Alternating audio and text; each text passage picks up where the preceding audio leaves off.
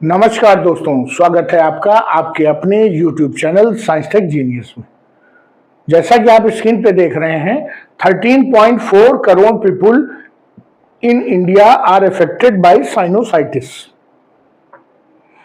मित्रों, एक ये रिपोर्ट निकल के आई है जिसमें कहा गया है कि पूरे भारत में लगभग 13.4 करोड़ अर्थात लगभग 13.5 करोड़ लोग साइनोसाइटिस इस बीमारी से ग्रसित हैं। ये साइनोसाइटिस कौन सी बीमारी है और वास्तव में क्या इतनी बड़ी संख्या में लोग ग्रसित हैं किसी बीमारी से और उसके बाद भी कोई ऐसी हलचल नहीं है, तो इस सब चीजों को इस वीडियो में हम देखने और समझने का प्रयास करेंगे कि ये साइनोसाइटिस कौन सी बीमारी है, इससे बचाव के क्या तरीके हैं, इसके सिम्टम्स क्या हैं, ये कैसे होता है। इन सब चीज़ों को हम इस वीडियो में डिटेल से देखेंगे। लेकिन इसके पहले मैं आपको बता दूं कि हमारा साइंस टेक जीनियस चैनल एक साइंस को डेडिकेटेड चैनल है पूरी तरीके से, जिसमें हम साइंस के जो अलग अलग एसोसिएटेड फील्ड्स हैं जैसे कि space science, defence, cyber security, health, medical, environment, इसी तरह के जो क्षेत्र हैं उन पर वीडियोस बनाते हैं और इस चैनल पे अपलोड करते हैं। मित्रों, सभी वीडियो आपके लिए उपयोगी होते हैं और आपको कुछ न कुछ अतिरिक्त जानकारी अवश्य देते हैं।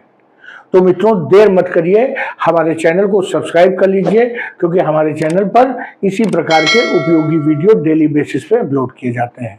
इसके अतिरिक्त आपसे हमारी रिक्वेस्ट है कि अगर आप हमारे वीडियो में अभी तक बने हैं तो कुछ देर हमारे वीडियो में बने रहिए, तभी आप इस बीमारी के बारे में पूरा डिटेल समझ पाएंगे। तो चलिए मित्रों, देखते हैं। जैसे मानसून का मौसम आता है वैसे मनुष्य का स्वास्थ्य बिगड़ने लगता है। सर्दी, जुकाम, खांसी, बुखार, शरीर पे खुजली, इन सब चीजों से व्यक्ति ग्रसित होने लगता है। तरह तरह के फंगल इन्फेक्शन होने लगते हैं, पेट की बीमारियां बढ़ने लगती हैं। तो मानसून का जो मौसम होता है, बरसात का जो मौसम होता है, वो मनुष्य के स्वास्थ्य के लिए अच्छा नहीं माना जाता है। कई मौसमी बीमारियां मनुष्य को घेर लेती हैं। बहुत सी इनमें से हल्की फुल्की होती हैं, जो होती हैं और अपने आप ठीक भी हो जाती हैं, लेकिन कई ऐसी हैं जिनका इलाज न किया जाए तो वो बिगड़ती ही चली जाती हैं और अंत में हमें अस्पताल में भर्ती होने पर मजबूर होना पड़ता है। इसी प्रकार की एक सबसे कॉमन जो बीमारी है बरसात के मौसम में, वो है ठंडक, सर्दी लगना और खांसी आना। खांसी और सर्दी, आप जिसको देखेंगे इस मौसम में लोग खांसी आ रही होगी और उनको सर्दी भी लगी होगी और सभी लोग कुछ न कुछ दवा कर रहे होंगे। जो कुछ सर्दी खांसी होती हैं वो सामान्य सी होती हैं, इग्नोर की जा सकती हैं, लेकिन कुछ जो होती हैं वो थोड़ा मतलब जो है खतरनाक प्रवृत्ति की होती हैं और वास्तव में वो केवल मौसमी सर्दी खांसी नहीं होती हैं, वो एक प्रकार का साइनस इन्फेक्शन होता है। साइनस मैं आपको बता दूं, अगर आप मेरे चेहरे को ध्यान से देखिए तो जो ये मेरे नाक का हिस्सा है और ये जो हमारा नेसल पैसेज ऊपर जा रहा है, आंखों के पीछे का हिस्सा, यही साइनस है। और इसी पोर्शन में जब इन्फेक्शन हो जाता है तो उसे साइनोसाइटिस कहते हैं।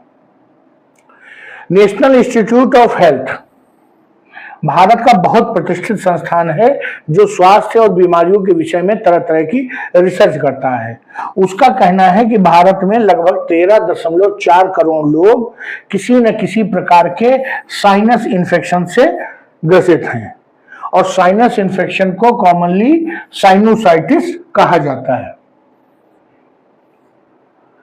अब ये जो इतनी बड़ी संख्या निकल के आई है, मैंने आपसे कहा कि अगर 13.4 करोड़ लोगों को ये बीमारी है, उसके बाद भी कहीं न्यूज में नहीं है, कोई बात नहीं कर रहा है इस पे, तो उसका कारण यह है कि लोगों में इस बीमारी के प्रति अवेयरनेस ही नहीं है।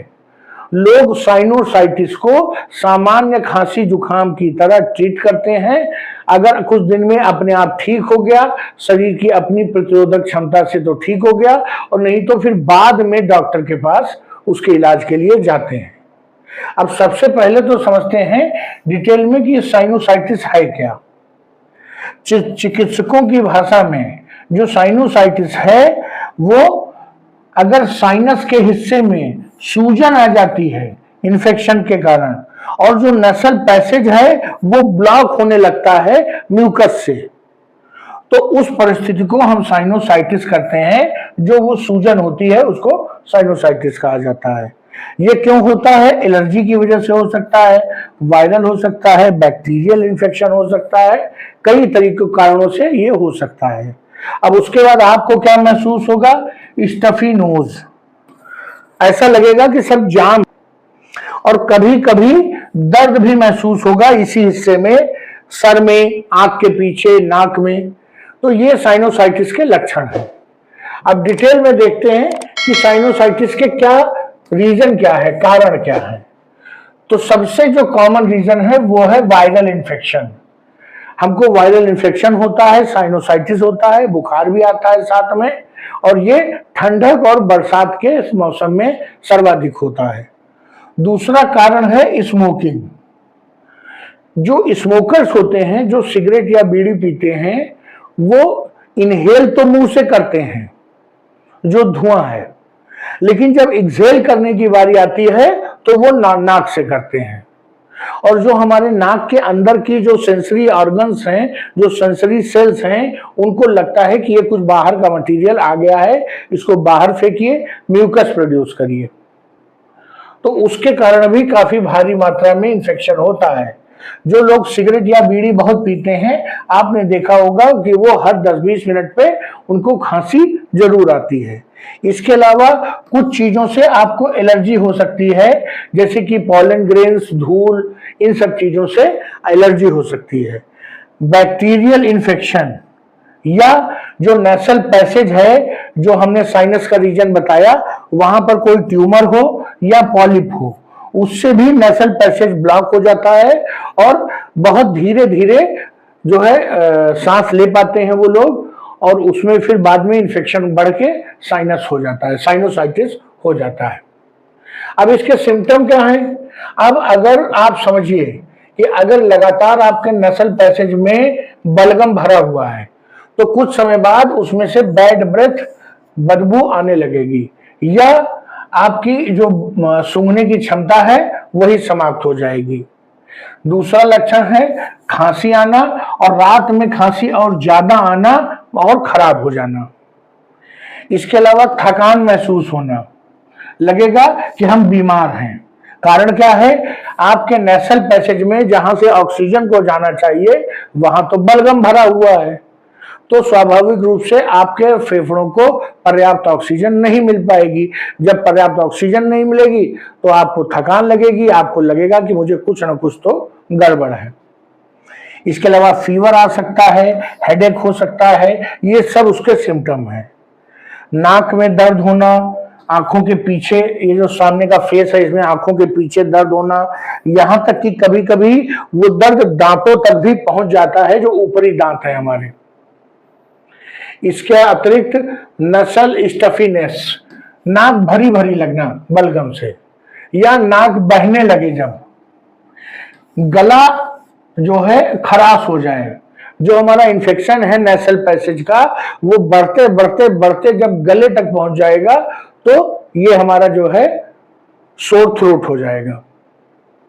ये मैंने आपको बताया, ये सिम्टम्स हैं। अच्छा, जो क्रॉनिक साइनोसाइटिस है और एक्यूट साइनोसाइटिस, दोनों के लक्षण लगभग समान हैं।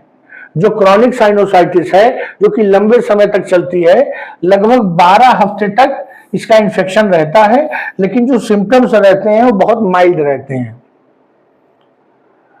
हालांकि ये जो साइनोसाइटिस है ये कोई फैटल डिजीज नहीं है, किसी की मृत्यु इसमें नहीं होती है, लेकिन व्यक्ति कंफर्टेबल भी नहीं होता है। एक चीज और जान लीजिए, ये कंटेजियस भी है।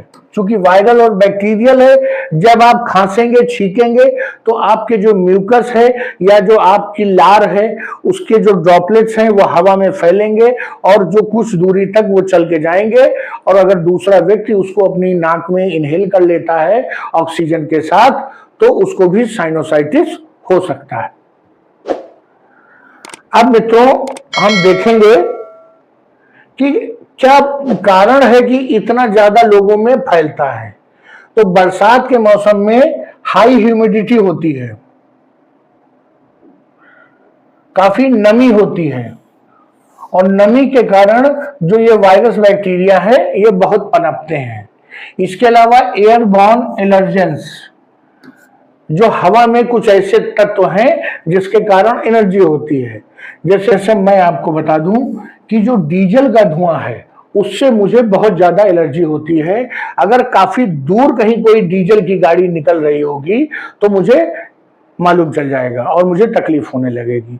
आपको भी किसी न किसी चीज से एलर्जी जरूर होगी, इरिटेशन जरूर होगा। दूसरा, टेम्परेचर फ्लक्चुएशन। बरसात के मौसम में थोड़ी देर में गर्मी होती है, थोड़ी देर में सर्दी हो जाती है।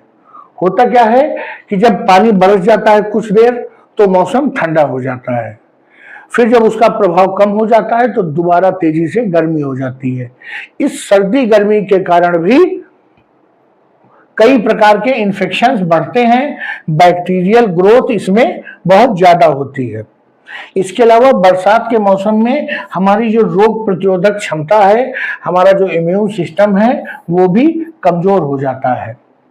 और जब हम बहुत देर तक किसी नमी वाले स्थान में रहते हैं या हम बरसात में भीग गए तो इन सब के कारण हमको ये साइनोसाइटिस हो सकता है। अब हम साइनोसाइटिस से बचे कैसे? ये तो हम जान गए कि साइनोसाइटिस से कैसे होता है, लेकिन अब हमको बचना है इससे। तो सबसे पहले तो बहुत सारा पानी पिए।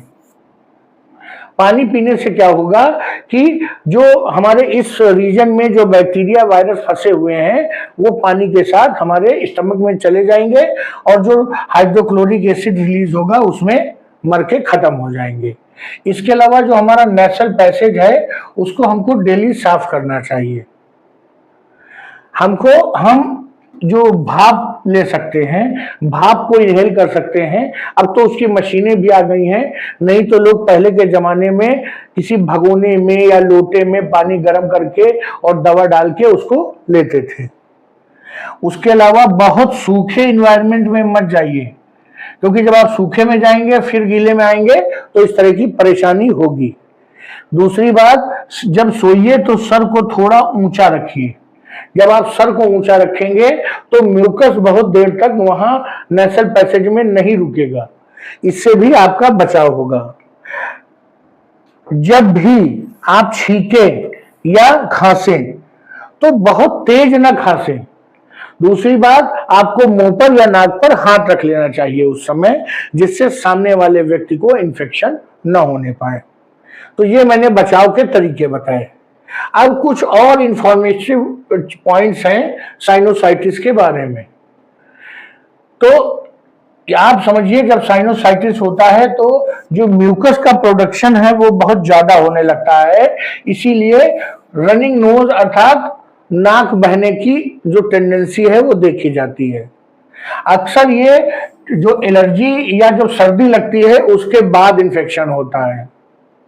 जो वायरस के कारण इन्फेक्शन हो रहा है साइनोसाइटिस का, वो नॉर्मली 10 दिन में ठीक हो जाता है, लेकिन अगर उसके बाद भी नहीं ठीक होता है तो एंटीबायोटिक्स खानी पड़ेंगी। अब अगर बैक्टीरिया के द्वारा ये इन्फेक्शन हुआ है तब तो हर हाल में एंटीबायोटिक लेनी पड़ेगी। जो इसका ट्रीटमेंट है उसका जो मुख्य मकसद है कि वो दर्द से आपको रिलीव कर देगा, जो आपको डिस्कम्फर्ट है उससे राहत मिलेगी, सूजन कम हो जाएगी और म्यूकस प्रोडक्शन स्टैंडर्ड हो जाएगा, न बहुत ज्यादा न बहुत कम। अब आप ये ध्यान रखिए कि जो इस कंडीशन में आप एंटीबायोटिक्स खाइए, एक तो वो डॉक्टर की सलाह से खाइए और दूसरा उनका जो कोर्स है पूरा वो करिए। ऐसा न करिए कि 2-3 दिन खा के आप एंटीबायोटिक छोड़ दीजिए और फिर वो आपका शरीर उस एंटीबायोटिक के प्रति रेसिस्टेंस हो जाए और अगली बार जब आपको साइनोसाइटिस या साइनस का कोई इन्फेक्शन हो तो वो एंटीबायोटिक तब काम नहीं करेगी। तो चलिए मित्रों, वीडियो को यही समाप्त करते हैं। मुझे लगता है कि जो साइनस का इन्फेक्शन है या साइनोसाइटिस है उसके बारे में आपको बहुत कुछ जानकारी हो गई होगी। अगर भविष्य में आपको या आपके जानने वाले को, परिवार में किसी को भी अगर साइनोसाइटिस होगी तो आप आसानी से पहचान सकेंगे। मित्रों, वीडियो को यही समाप्त करता हूं। अगर आपको हमारी दी गई जानकारी अच्छी लगी हो तो वीडियो को लाइक करिए, चैनल को सब्सक्राइब करिए। धन्यवाद।